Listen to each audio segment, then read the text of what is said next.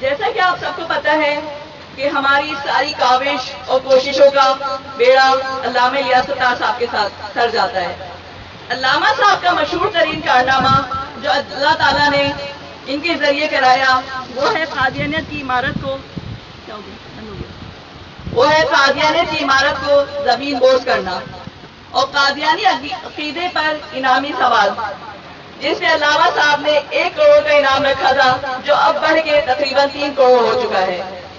لیکن علامہ صاحب کے سوال کا جواب قادیانی دنیا کے پاس نہ کل تھا، نہ آج ہے اور نہ قیامت تک ہوگا۔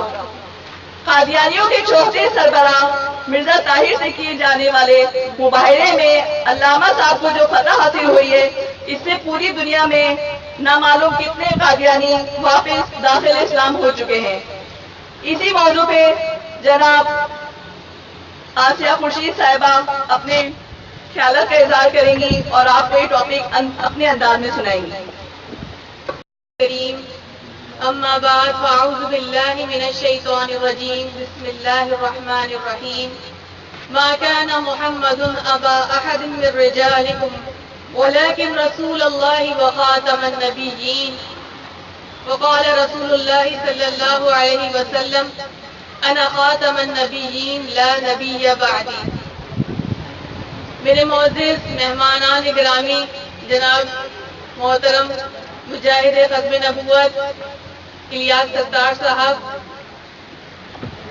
میرے محترم بھائی ڈاکٹر عامر عبداللہ محمدی صاحب اور میرے والد محترم جو ابھی آ رہے ہیں ڈاکٹر خورشید احمد شیخ صاحب، تنظیم المسلمات کی ناظمہ ڈاکٹر جویریہ محمدی صاحبہ اور میری تمام ٹیم ممبرز اور یہاں آئے ہوئی تمام خواتین، السلام علیکم ورحمۃ اللہ وبرکاتہ۔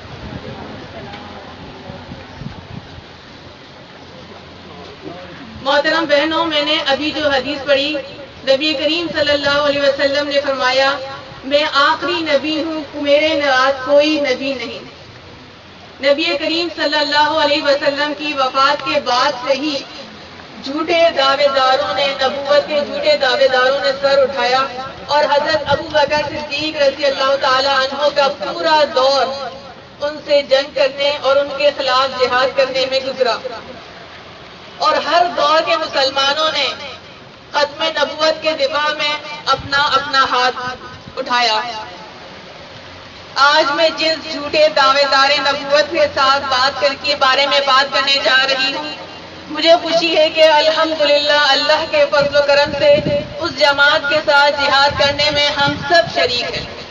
اور یہ اللہ تعالیٰ کا بہت بڑا فضل ہے کہ اس نے ہم سب کو اس کام کے لیے چنا۔ میری پیاری بہنوں،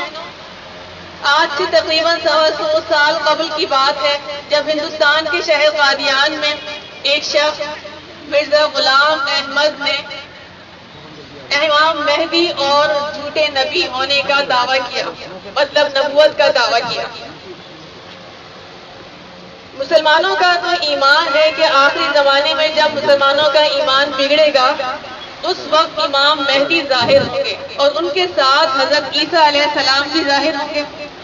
تو ان سے سوال کیا گیا کہ اگر آپ امام مہدی ہیں تو ذرا بتائیے کہ عیسیٰ علیہ السلام کہاں ہیں؟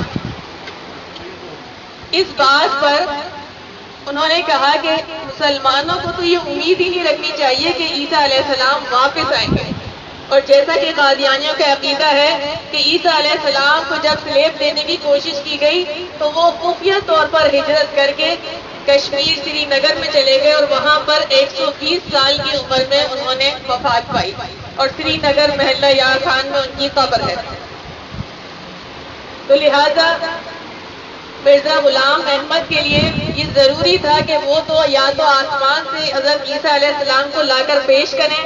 یا پھر یہ ثابت کریں کہ عیسیٰ علیہ السلام پہلے ہی فوت ہو چکے ہیں، کیونکہ بقول قادیانیوں کے اگر عیسیٰ علیہ السلام آسمان پر زندہ ہیں تو دنیا میں قادیانیت کی موت ہے، اور اگر عیسیٰ علیہ السلام کشمیر میں مدفن ہیں تو دنیا میں قادیانیت زندہ ہے۔ میری پیاری بہنوں، چنانچہ مرزا غلام احمد نے قادیانیت کو زندہ رکھنے کے لیے عیسیٰ علیہ السلام کو دفن کرنے کی زندگی بھر کوششیں کی، اور چند سوالات امت مسلمہ کو چیلنج کی شکل میں دیے، جو الحمدللہ 85 سال کے بعد محترم علامہ الیاس ستار صاحب کے ذریعے اللہ تبارک و تعالیٰ کے فضل و کرم سے رد ہوئے۔ وَمَكَرُوا وَمَكَرَ اللَّهُ وَاللَّهُ خَيْرُ الْمَاكِرِينَ۔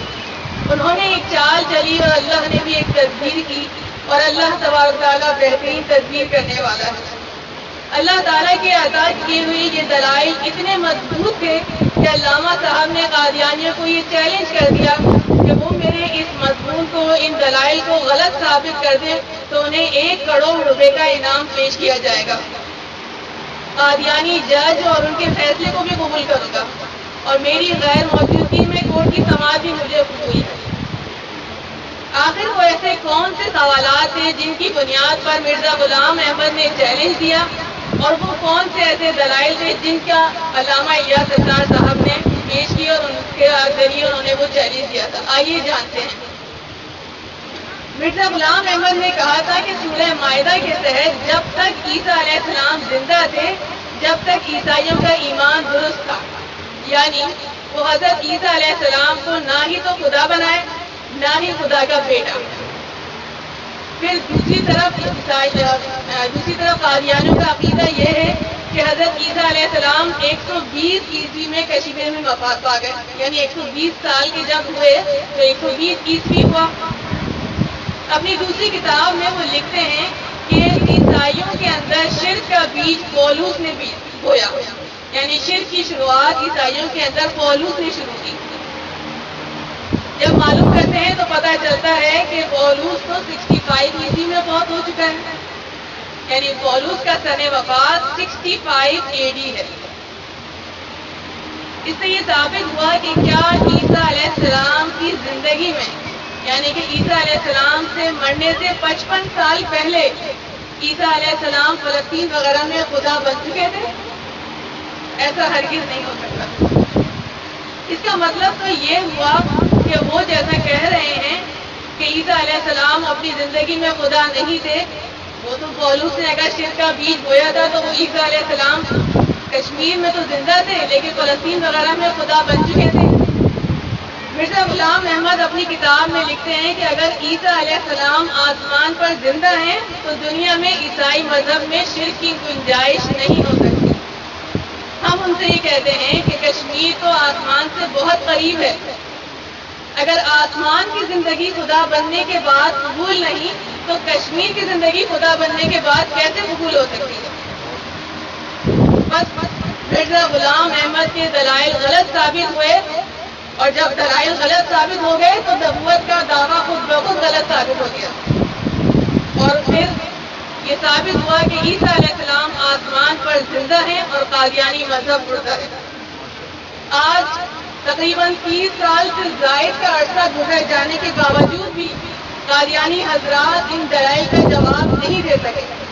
اور اب یہ چیلنج جو 1 کروڑ کا تھا 3 کروڑ کو پہنچ چکا ہے۔ انہی دلائل کی بنیاد پر علامہ الیاس ستار صاحب کا قادیانیوں کے چوتھے خلیفہ مرزا طاہر احمد سے مباہلہ بھی ہوا تھا۔ خواتین و حضرات، علامہ الیاس ستار صاحب کے مرزا طاہر احمد سے کیے گئے مباہلے کے اندر اسلام کی فضا کی واضح ترین دلیل اس وقت سامنے آئی جب 20 اگست 1999 کو قادیانیوں کے اخبار، جو عالمی اخبار ہے الفضل سے جس وقت یہ خبر شائع ہوئی مباہلے کی، اسی دن چند گھنٹوں کے اندر مرزا طاہر کے اوپر خطبے کے عین دوران فالج کا شدید حملہ ہوا، اور 10 منٹ کے خطبے میں کسی کو اس کا ایک لفظ بھی سمجھ میں نہیں آ رہا۔ قابل غور بات تو یہ ہے کہ جس وقت مرزا طاہر کے اوپر فالج کا اٹیک ہوا، اس وقت ان قادیانی حضرات کے دلوں پر کیا بیت رہی ہوگی، جنہیں یہ معلوم تھا کہ آج سے 20 دن پہلے ہی مرزا طاہر نے محترم الیاس ستار صاحب سے مباہلے کا اعلان کیا ہے، جیسا کہ قرآن میں بھی آتا ہے وَلَعْنَةُ اللَّهِ عَلَى الْكَاذِبِينَ، کہ جھوٹوں پر اللہ کی لعنت ہے۔ اور قادیانیت کے بانی مرزا غلام احمد کے مطابق وہ اپنی کتاب میں یہ تحریر کرتے ہیں کہ ہاں اتنی بات صحیح ہے کہ اگر کوئی جھوٹا سچے کے ساتھ مباہلہ کرتا ہے تو وہ سچے کی زندگی میں ہی ہلاک ہو جاتا ہے۔ اس طرح قادیانیوں کے خود اپنے نبی کے مطابق، ان کے اپنے نبی کے مطابق مرزا طاہر محترم الیاس ستار صاحب کی زندگی میں ہلاک ہو کر اپنے آپ کو جھوٹا ثابت کر گئے۔ وَجَاءَ الْحَقُّ وَزَهَقَ الْبَاطِلُ إِنَّ الْبَاطِلَ كَانَ زَهُوقًا، حق آ گیا ہے اور باطل مٹ گیا، اور بے شک باطل مٹنے کے لیے ہی ہے۔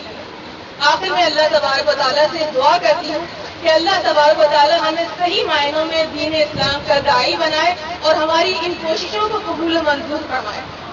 کیونکہ اللہ تبارک و تعالیٰ کے رسول نے حضرت علی رضی اللہ عنہ سے فرمایا تھا کہ اے علی، اگر ایک شخص بھی تیری وجہ سے راہ ہدایت پہ آ جائے تو وہ تیرے لیے 100 سرخ اونٹوں سے بڑھ کر۔